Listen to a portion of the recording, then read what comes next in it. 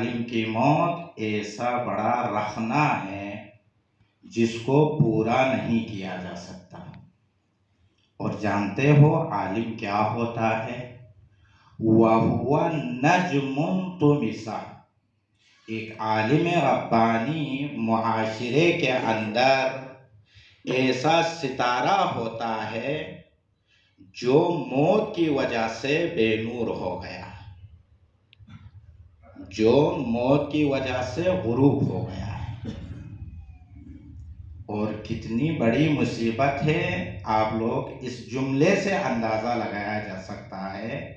وَمَوْتُ الْعَالِمِ وَمَوْتُ قَبِيلَةٍ أَيْسَرُ مِنْ مَوْتِ عَالِمٍ. اور ایک پورا قبیلے کی موت آسان ہوتی ہے بنسبت کسی عالم کی موت سے. تو عزیزان محترم، پوری ملت تشیع کے لیے، پورے مکتب تشیع کے لیے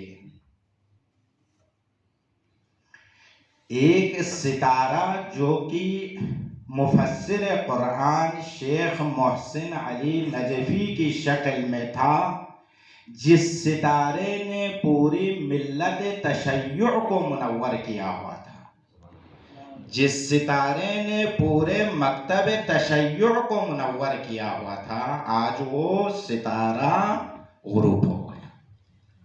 بلکہ میں یوں کہہ دوں، ملت تشیع کی عمارت، مکتب تشیع کی عمارت کون سی عمارت؟ کس میدان میں؟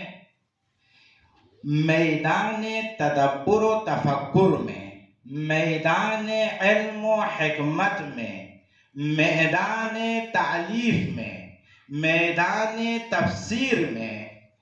جو عمارت پوری ملت تشیع کی جو عمارت جس ستون پر قائم تھی، وہ ستون منہدم ہو گیا ہے. اس مرحوم مفسر قرآن کا پوری قوم شیعہ پر، پوری ملت تشیع پر بڑا احسان ہے عزیزان محترم. تو اس احسان کے بدلے میں کیا ہونا چاہیے؟ هل جزاء الاحسان الا الاحسان.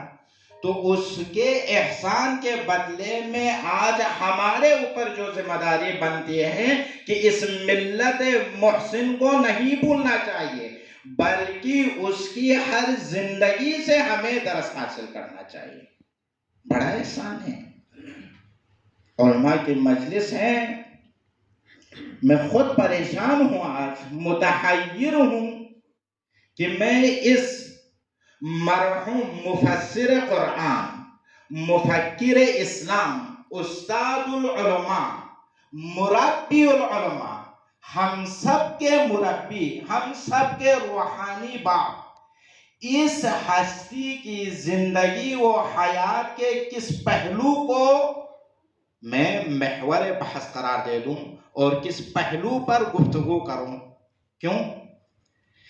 کیا اس مفکر اسلام کے قرآن سے محبت کے پہلو پر گفتگو کروں، یا اس مفسر قرآن کے علم و عمل کے پہلو پر گفتگو کروں، یا اس ہستی کے تقوی و پرہیزگاری کے پہلو پر گفتگو کروں، یا اس مربی العلماء کے طلاب سے محبت کے پہلو کو لے لوں، یا اس شخصیت کے مخلصانہ مشورے اور فکر انگیز نصیحتوں کے پہلو پر گفتگو کروں؟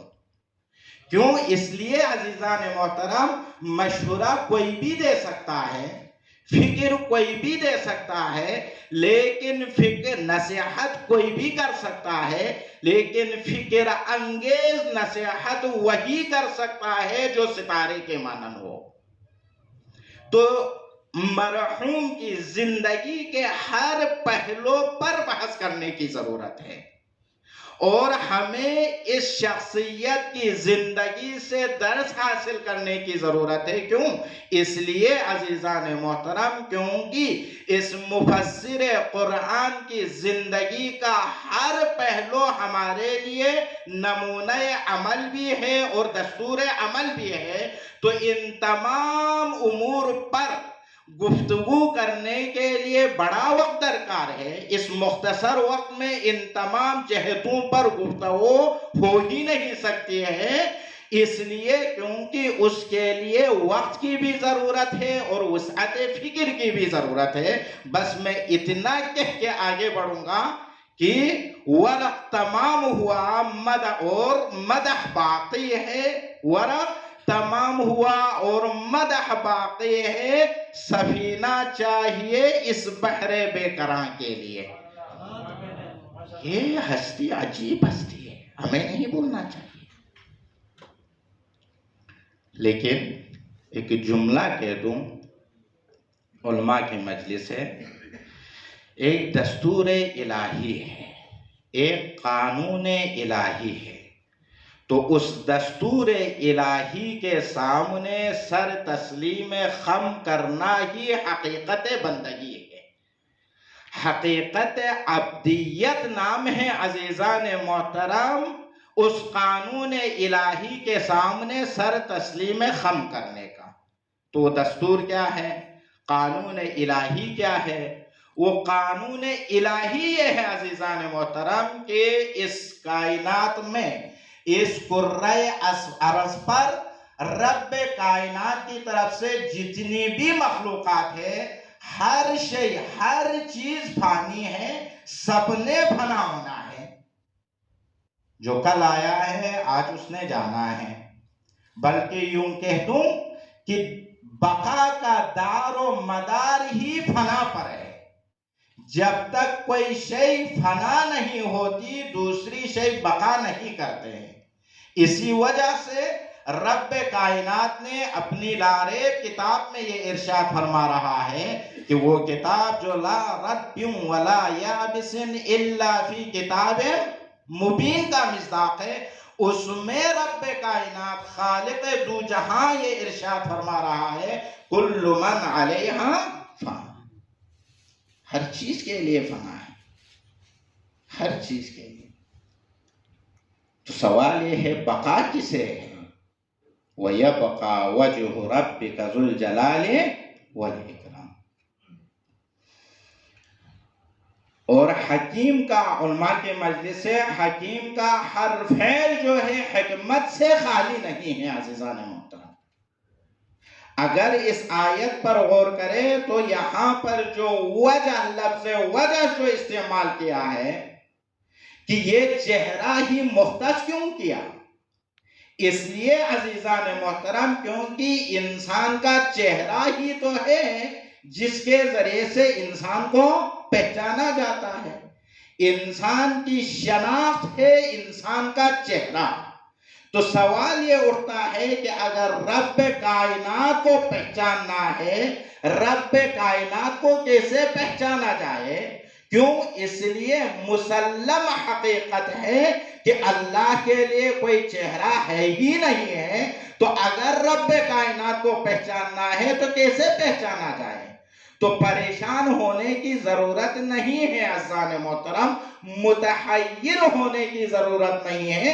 بھلے حقیقت ہے، مسلم ہے، کوئی انکار کر ہی نہیں سکتا ہے، کوئی منکر بن ہی نہیں سکتا ہے کہ رب کائنات اللہ کا کوئی چہرہ نہیں ہے، مگر خود اللہ نے کسی کے چہرے کو اپنا چہرہ بھی کہا ہے. کون ہے؟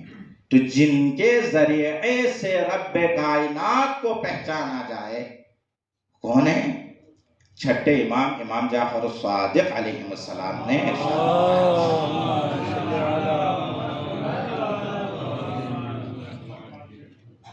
کہ نحن وجہ اللہ. تو بات واضح ہو گئی عزیزان محترم.